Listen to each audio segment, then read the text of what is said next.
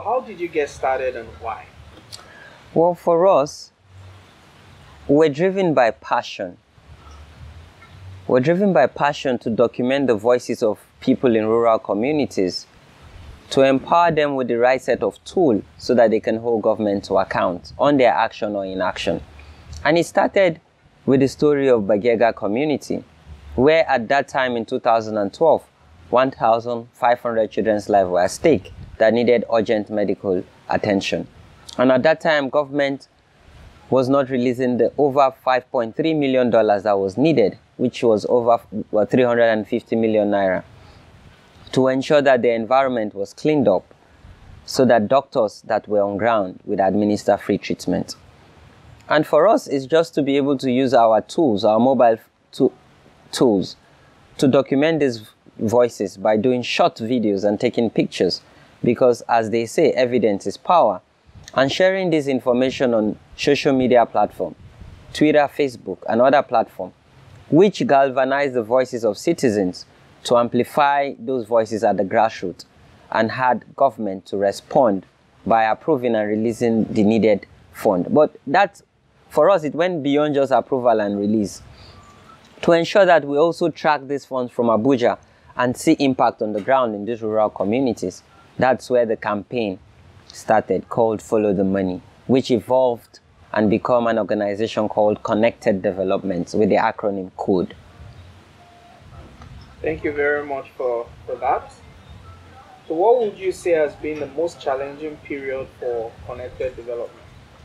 Well, for us, what has been challenging, and we don't see it as a challenge, rather we look at our challenges as opportunities, is access to funds for our campaign.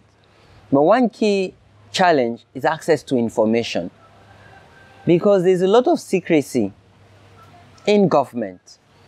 In as much as we have the Freedom of Information Act, some government officials will take months to release this information. And for us, we need timely information to act and ensure that we provide citizens with information that they can respond immediately by helping to amplify the voices of this community. In most cases, the bureaucracy and secrecy hampers our responsiveness to engage citizens to increase that demand and ensure transparency and accountability in public spending. Thank you very much. So what was the most memorable achievement for Connected Development in the last 5 years? Well, for us, it's been able to mobilize citizens across board, where we've been able to unite young people, irrespective of their differences, beliefs, and aspiration, to join their voices and amplify using technology tools, tweeting and retweeting or posting on Facebook to call government to act on how taxpayers' money are being utilized in various communities. That has been really inspiring for us.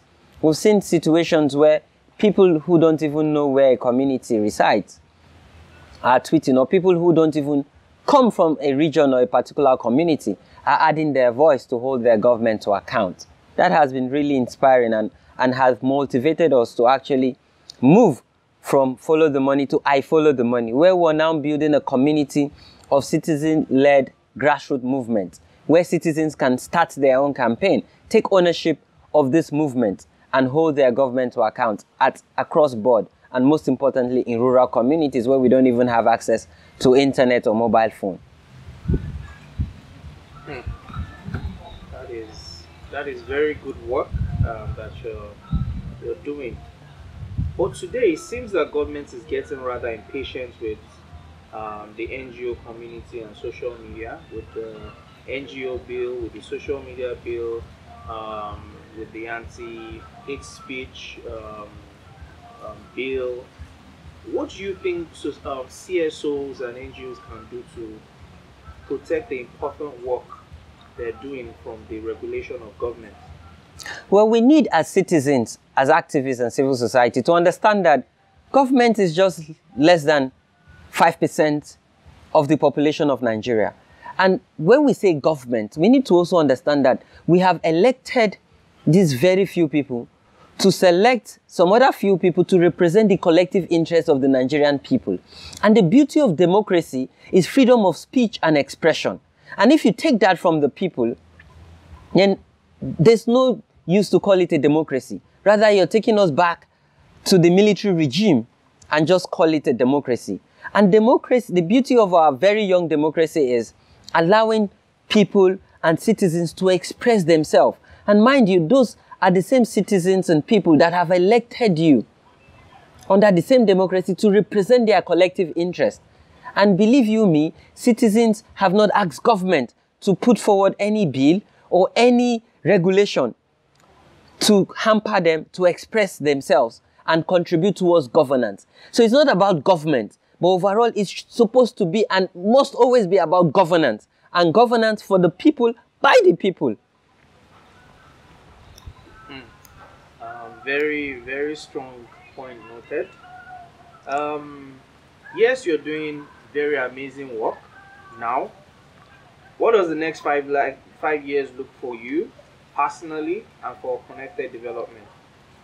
For connected development, our vision for the organization is to evolve beyond us, where we can actually move forward with our lives and see the organization become a stronger institution in the civil society space, where other young people can actually take over what we've started. Because for us, it's all about innovating over and over again, so that we can ensure that 21st century challenges can be tackled by younger people beyond us. And I want to believe connected development and follow the money in its own would become our legacy, so that when we're no more, people can look back and say, or I can look back when I'm older and say, this is something that we built in our own time, where younger people would take it over. And when I have children, when they ask me in the future, what did you do during your time to hold government to account? What was your contribution to Project Nigeria? I can look back and say, I actually started Follow the Money through connected development, and we're able to save millions of lives, impact millions of communities, and empower citizens with tools to hold government to account. And for me, I want to see myself evolve and become a lecturer when I retire, so that I can impact knowledge into people, because there's nothing like education. And it does not necessarily have to be formal education. We need to educate and enlighten people, so that the more we are, the merrier that our country and communities would be. Thank you very much for your time. Thank you. Let me just quickly ask you a couple questions. You've been at the forefront of the Not Too Young to Run bill. Tell us a lot about your struggle and your agitation. Well, the Not Too Young to Run campaign, it's a campaign that seeks to ensure that young people who makes over 60% of voters have that platform, not just to vote people into public office, but also vie into public office. For us, we want that enabling environment and equal opportunity between the old and the young, where we can have more intergenerational debate and opportunity, so that truly the voters can decide who they want to represent their collective interest. What has been some of the challenges you have to contend with? That some members of the National Assembly have not been positively, averse to some of these demands. It's sad that our political class sees this as a political struggle. It's not about politics. For us, it's about public governance. And for us, it's about exercising our rights as citizens of the Federal Republic of Nigeria, so that we can contribute to our very young democracy. In as much as we're saying 18-18, that does not mean an 18-year-old will run for president. And even if an 18-year-old wants to vie for president, it is he or her right to do so. And let's allow the electorate to decide the fate on who governs the country and take us to greater heights. For us as young people, we want to be able to showcase that as much as we're leading in the civil society space, we're leading in the private sector, we're also leading in the entertainment industry. We want to contribute to the political space, where we can bring our energy, our innovation, our ideas, and move this country to greater heights, where we can stand side by side, shoulder by shoulder with the older generation, and see that we make history and take Nigeria to that promised land that we've always envisaged. It was a historic moment to mobilize over 2,000 citizens in the Federal Capital Territory and marched to the National Assembly, shutting it down to ensure that our voices are heard just before the constitutional amendment voting procedure, so that our true representative would ensure that our demands are voted. And we got both the Senate and the representative to vote yes on this bill. And now, historically, it has passed the National Assembly and would now be sent to the state houses of assembly. It's important that our state legislators vote yes on this bill. And for us, we want to see not just the 24 state houses of assembly that needed to vote yes on this. We want to see all the 36 state houses of assembly vote yes, so that history can judge them and prosperity can be positive about them, that they contributed to ensuring that young people were equipped and constitutionally had that right, that age limitation is no longer a barrier in the Nigerian constitution to run for public office. Finally, some Nigerians have actually agitated for the scrapping of the National Assembly. Some have said it's a waste, it's not relevant. What's your view about this? I think that we need to look at the spending of the National Assembly. As much as this current National Assembly has now published their spending, we need to look at how does that spending impact the lives of ordinary citizens.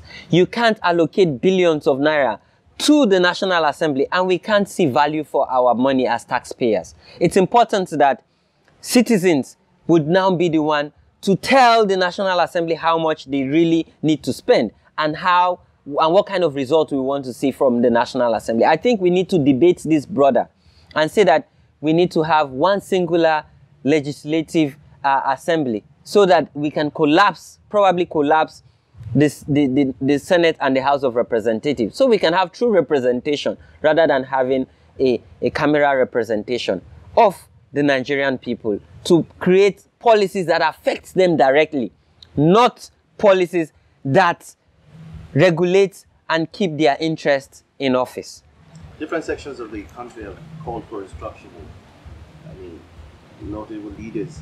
I mean, what's your view about this, despite the agitations coming from both the north and the south as well as the west? And what's your view on this? You know, the other time we had in the country, we had what we called, I can't remember, the National Conference or so, that they spent over 60 billion or so.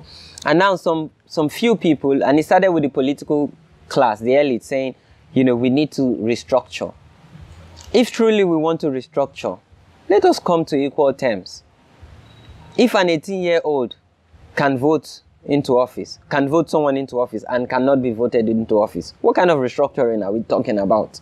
If we truly want to restructure, let us come to equal terms as old and young people and sit down together and talk about restructuring.